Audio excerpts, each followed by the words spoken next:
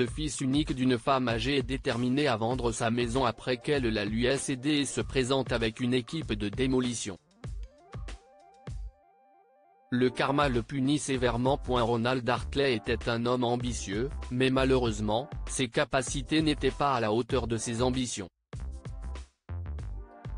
Le succès n'était pas au rendez-vous, et maintenant, à 43 ans, il découvre que tout ce qu'il voulait était hors de portée. Ou bien était-ce le cas? Un après-midi, il reçoit un appel téléphonique qui va changer sa vie et transformer les derniers jours de sa mère Constance en cauchemar. Ce soir-là, il est passé à l'improviste chez sa mère âgée. Constance avait maintenant 81 ans et était veuve depuis 5 ans. Elle vivait seule dans la vieille maison délabrée qu'elle et son mari avaient achetée à l'époque où ils pensaient avoir une famille nombreuse. Malheureusement, ce ne fut pas le cas. Il meurt finalement que Ronald, qui naquit tardivement dans la vie de Constance.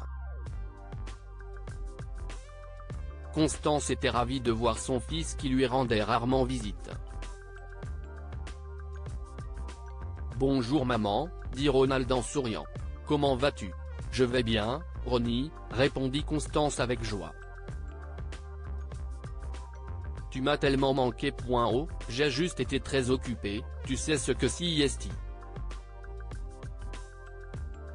a dit Ronald.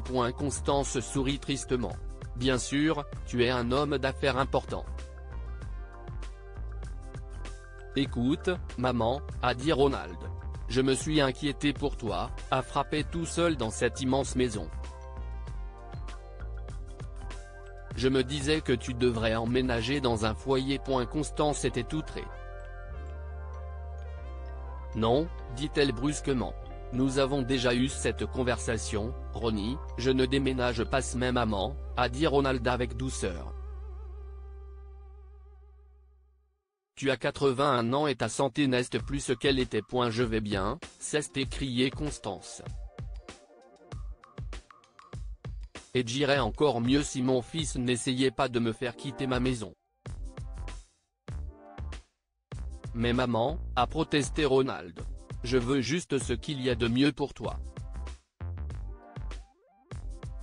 Constance s'est énervée de plus en plus et a fini par s'effondrer. Ronald l'a emmenée à l'hôpital et a habilement appuyé sur l'avantage. Il s'est assis près du lit d'hôpital de Constance et lui a tenu la main. « Maman, je suis désolé. Je sais à quel point être dans cette maison est important pour toi. Mais je m'inquiète pour toi.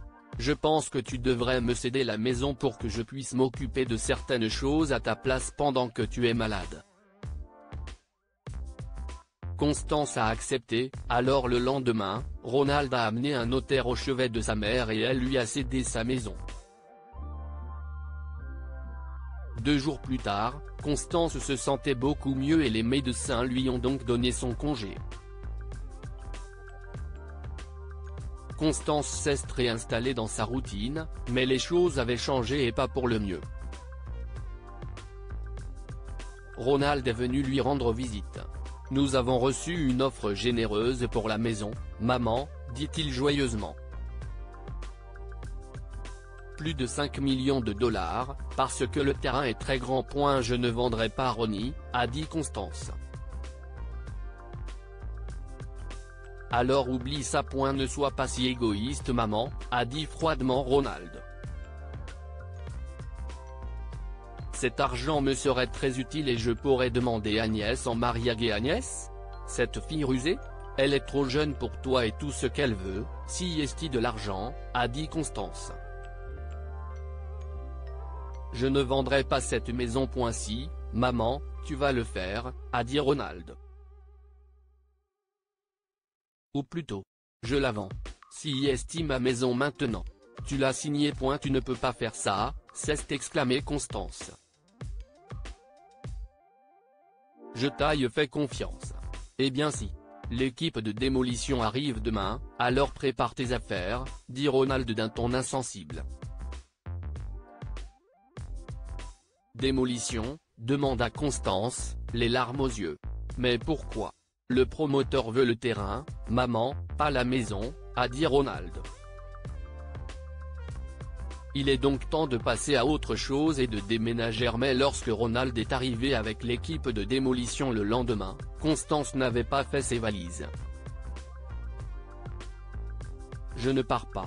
S'est-elle écriée avec défi. Si estime ma maison. Ronald a cajolé et persuadé de son mieux, mais Constance ne bougeait pas. Finalement, il a craqué. Utilise le bulldozer, a-t-il crié aux ouvriers. Abattez la maison autour des oreilles de cette vieille chauve-souris. Les ouvriers ont reculé en secouant la tête. Ils n'arrivaient pas à croire que Ronald puisse être sans cœur au point de détruire la maison de sa mère alors qu'elle s'y trouvait. Ronald n'avait pas de tels scrupules. Il sauta dans la cabine de commande du bulldozer et avança sur la maison. Constance est tombée à genoux en pleurant. « Arrêtez. S'il te plaît », cria-t-elle. « Je vais sortir. » Cet après-midi-là, portant une valise et ses albums de famille, Constance est entrée dans la maison de retraite que son fils avait organisée pour elle. C'était comme il l'avait dit, très confortable, mais ce n'était pas chez elle. Constance était profondément déprimée par le caractère de Ronnie et cela lui faisait plus de mal que la perte de sa maison.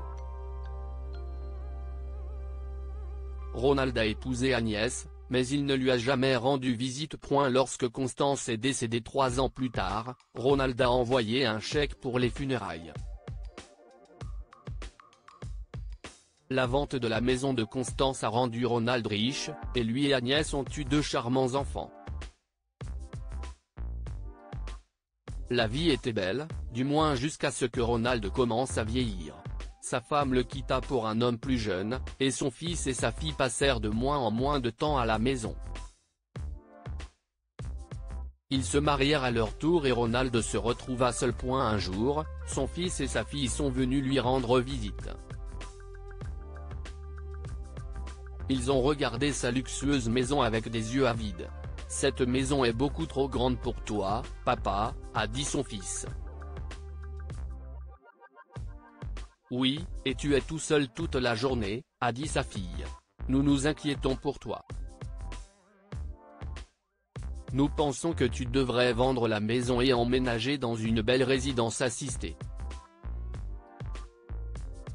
Ronald s'est retrouvé à signer une procuration pour que ses enfants puissent vendre sa maison et à emménager dans la même maison de retraite qui avait abrité sa mère dans ses derniers jours.